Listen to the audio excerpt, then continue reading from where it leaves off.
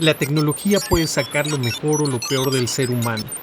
En la superficie o en las profundidades de la red, los ciberdelincuentes acechan en silencio y sin descanso. Te contaré algunos casos y operaciones a manera de historia, donde la línea entre la lógica y el caos era tan delgada como un hilo de código mal escrito. Bienvenidos a Bitácora del Cibercrimen, donde lo que parece fantasía es en realidad un reflejo de la oscura verdad digital.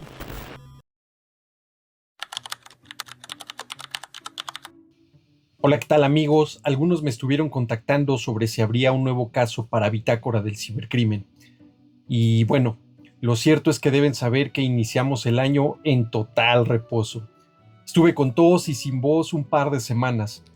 Poquito de peripecias de la temporada, sumadas al poco reposo que de manera física no tuve. Pero es complicado parar cuando algo de verdad te apasiona. En fin, ya estamos de vuelta. Hoy les contaré de un caso que quizá para muchos resulte complicado de digerir. Sí, literalmente complicado. Sin embargo, una total realidad que existe y de la que pocos se han atrevido a hablar. Es una realidad que en Internet podemos encontrar de todo, desde cosas, servicios, hasta donde la imaginación y las capacidades tecnológicas permitan. Obviamente en algunos casos son mayores, en otros casos son un tanto más limitadas, rudimentarias. Depende. En un estado de este país, y debido al tipo de caso no mencionaré ni daré pistas de cuál, recibí una llamada de contacto de parte de un político de renombre en ese momento, el cual había tenido una recomendación de mi número por la expertise de algunos casos en los que ya había colaborado, al menos para ese estado. Al atender por allí, quizá por una prox de las 3 p.m., la hora usual de comida para muchos mexicanos, me contó algo que me hizo volar la mente. Mind blow, dirían por allí. Me puso a divagar como si estuviera en una película de terror, con todas las aristas que me empezaba a comentar, aunque eran limitadas. Esta persona me contó, claro, después de todas las formalidades, sobre un secreto a voces e invitación indirecta de un funcionario del que tenía ciertas sospechas, que estaba ligado a algo más. Cabe destacar que ya había una investigación en curso con la persona que él mencionaba sobre algunos ilícitos relacionados a la parte patrimonial y de cosas de índole fiscal. La llamada continuó. El político en el teléfono me comentó que tenía la sospecha de que su móvil había sido intervenido, por lo cual en un primer momento me estaba pidiendo apoyo. Esto no es nada nuevo, diversas figuras políticas se han acercado. Accedí por la respectiva inquietud de lo que me planteaba más allá. Ese día, mucho más tarde, llegó su chofer por mí y me trasladaron hasta llegar a un domicilio de un fraccionamiento obviamente lujoso de aquella ciudad. Con los parámetros de seguridad necesarios indicados, ingresé. Comenzamos a charlar y se notaba nervioso. Uno sabe reconocer a una persona en desesperación y ante sensaciones de asedio. Múltiples casos te dan un poquito de ese colmillo. La otra persona que señalaba no solo era su compañero de partido, de trabajo, era también vecino de ese fraccionamiento, algo muy curioso. Comencé a revisar el móvil, le hice un par de pruebas, todo obviamente bajo una metodología y herramientas autorizadas para este tipo de casos y cosas. No descubrí nada anormal o algo que levantara focos rojos de intervención, pero sí una línea directa a una página de Facebook de un grupo, la cual había sido compartida por su vecino y con algunos textos de invitación para invitarlo a conocer los placeres de la carne real. Hasta aquí, uno pensaría que estamos hablando de trata o de algo relacionado por la terminología que esta persona usaba, que este vecino hacía mucho énfasis al momento de dirigirse, pero no. El político me comentó que tenía la sospecha sobre qué estaba haciendo, sobre que esta persona estaba en algo mucho más allá de lo que pudiera imaginarse uno en materia delictiva convencional, más allá de los excesos, de las sustancias, de los narcóticos, de mujeres, de vehículos, algo que consideraban común. Comencé a indagar y con algo de ingeniería social, con perfiles previamente preparados para diversas situaciones y profiling o perfilamiento realizado, ingresé al grupo de Facebook a través de ese enlace. el cual básicamente tenía la pinta para hacerse pasar por un lujoso restaurante en la punta más alta de la ciudad, a la cual solo se podía acceder bajo reservación y otros lineamientos como filtros muy excesivos. Vaya que lo ameritaba, jamás imaginé que llegáramos a tanto. Logré el primer contacto y nos redirigieron a una cuenta de contacto en Telegram. Ahí comenzó el factor directo de intervención. Del otro lado, yo tenía un cuerpo de monitoreo desplegado para poder corroborar la información que en tiempo real se iba obteniendo.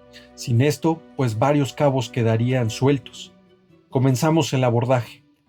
Siempre abordo a las personas de manera formal con un buen día, característico de esa comunicación. Posteriormente, el interés de hacer una respectiva reserva y poder conocer algunos de sus platillos. Era un restaurante. En este punto, me pidieron detalles sobre quién me había recomendado. Para esto, di el respectivo nombre de la persona sospechosa. Recuerden, el vecino del funcionario. Afirmé que era un vecino muy cercano y amigo desde hace décadas, dando algo más de información un poco más confidencial de él. Con cada una de las preguntas que me iban haciendo, se iba abriendo un poco más este camino, hasta que logramos pasar este primer filtro. El funcionario ayudó y estuvo siempre ahí.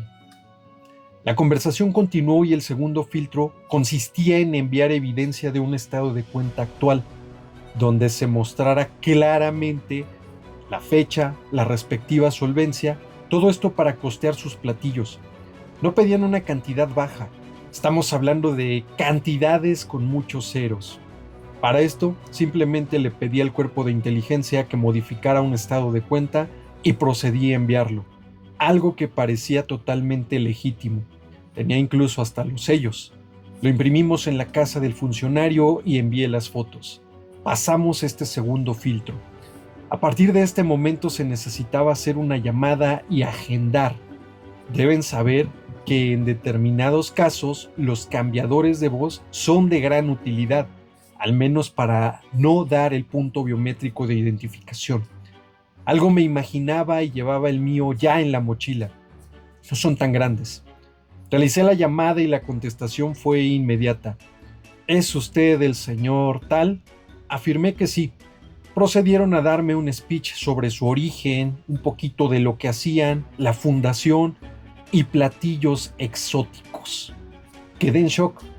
Uno pensaría que por platillo exótico podemos hablar de carne de león, nuggets de cocodrilo o cosas así que podemos ver solamente en el mercado de San Juan de Letrán en la Ciudad de México, pero no. Esto créanme que lo superaba y con creces. Logramos una reserva totalmente individual para las siguientes 3 semanas. El tiempo, la periodicidad era un poco más abierta. Durante la llamada local, el cuerpo de monitoreo se encontraba a la escucha, tomando cada uno de los detalles en consideración. El sitio era real, solo que el acceso a clientes VIP era por otra puerta, en la parte de atrás. El siguiente paso era dejar un depósito de 350,000 pesos. Varias personas pensarían que se trata de un fraude, pero este no fue el caso. Ellos tenían que garantizar que el platillo de introducción a degustar debía tener la garantía de todo lo que involucraba para ellos prepararlo. Todo me cuadró en ese momento. Procedimos a hacer el respectivo depósito bancario en sucursal. El funcionario, como les decía, estuvo ahí siempre interesado. ¿Por qué? Porque sería ya un testigo clave. Esto ya estaba comentado. Se envió el comprobante y nos enviaron un manual por Telegram con cada una de las instrucciones sobre cómo preparar el estómago y lo que sería el sabor de la carne humana, o lo más similar a ella. En el manual decía qué alimentos debíamos o debía ir consumiendo a lo largo de esas 3 semanas y su respectiva preparación, nada fuera de algún ingrediente usual, solo que algunas de las cosas un poco más o casi en estado crudo. Analizamos los metadatos del manual muy a detalle, y dentro de la pista concreta de lo que cuadró más sospechas fue lo siguiente: el vecino solo era un simple comensal, el equipo de donde se fabricó ese documento estaba a nombre de uno de sus familiares. Las marcas de tiempo indicaban que se trataba de un manual de al menos 2 años de creación, por lo cual podemos estar hablando que se trataba de un negocio familiar. A lo largo de estas 3 semanas, todo debía estar bien estructurado, pues ante personas de mucho poder adquisitivo, obviamente saltarían nombres de personas o familiares de personas en el poder, quizá moviendo ese estado. Sin embargo, estaríamos listos. El funcionario se mantuvo en comunicación y apertura como testigo clave, siempre y 24/7 respondiendo y aportando cada cosa que se le preguntaba. A la primera semana ya teníamos el rastro del origen del grupo en Facebook, algunas de las personas que resultarían comensales, los montos, cómo funcionaban, bueno, de la siguiente manera. Primero, se comenzaba con una degustación aprox de 350,000 pesos, ya les comenté. Incluía pequeñas pruebas de distintas zonas: oreja, dedo, mejilla, costados, pierna, glúteo, porciones entre 100 gramos y 200 gramos. Después de ello, se abría el menú formal. Cada parte tenía un costo distinto. Estamos hablando de miles de pesos. Por ahí de la segunda semana, transcurrido este tiempo, el vecino se hizo presente en la casa del funcionario. Pasó a saludar, le llevó una botella de vino, pues se acercaba su cumpleaños, y le reiteró la invitación para comer con él un día. Un tanto turbio, ¿no? Para la tercera semana ya teníamos todo listo. El lugar estaba monitoreado. La vía de comunicación y el principal acceso se iban a cerrar. Desde el momento en que yo diera la respectiva señal, el cuerpo de choque estaba en la puerta principal, en la puerta trasera y en cada una de las partes cercana a los ventanales. Las líneas ya se encontraban monitoreadas, las comunicaciones también. Una puerta reforzada muy pesada dividía el acceso hacia un pasillo, en donde otra puerta separaba con un filtro de revisión. Clásico. No armas, no teléfonos, nada de dispositivos, nada relacionado. La revisión fue muy a detalle, pero para esto deben saber que para este tipo de operaciones estoy listo con algunos gadgets que permiten dar una señal para accionar. Afortunadamente no tan detectables o que me ayuden a ocultarlos, mucho más simple. Inmediato antes de entrar, se dio la señal para el ingreso al inmueble. Puertas, ventanales, entraron las personas del resguardo al lugar. Los accesos y la vialidad fueron cerrados. El personal de seguridad interno esposado de inmediato. No eran tantas personas. El personal en general también. En la cocina se atrincheró el chef y su ayudante. Claro, estaban armados. No fue tan complejo el ingreso. Ante el primer disparo de advertencia de ellos, otro de nuestros elementos estaba en el acceso cercano a la cocina. Disparó y se logró inmovilizar al chef.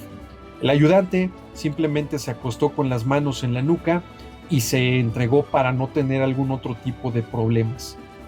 Llegó la parte pericial y, como si fuera una carnicería de supermercado, comenzaron a marcar las charolas con carne fresca, con una cinta de evidencia y la palabra que decía muestra humana. Claro, lo recuerdo. El lugar fue acordonado, sellos colocados, la indagatoria continuó. Las detenciones comenzaron, uno a uno. Resultó que el vecino del político tenía algunos negocios con una persona del CEMEFO municipal y todo lo que llegaba fresco y no reportado se iba a manos del chef. Entre la lista de comensales salieron, como era de pensarse, algunos funcionarios y también empresarios. La lista, aunque era muy reducida, bueno, pues nos daba a pensar claramente que cocinaban solamente para ese grupo de personas excéntricas que degustaban la carne totalmente exótica. Debido al tipo de lugar, los medios no tenían idea de su existencia. Pasaba desapercibido como un lugar lujoso para ir a comer y con reserva. Estaba alejado.